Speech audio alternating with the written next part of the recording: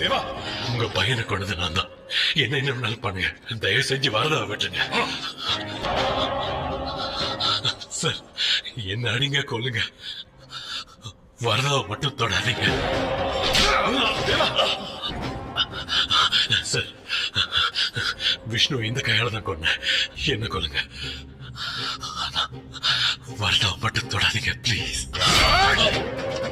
அண்ணா அவன் எதுவும் செய்யல. என்ன எல்லாம் என்ன கொண்டு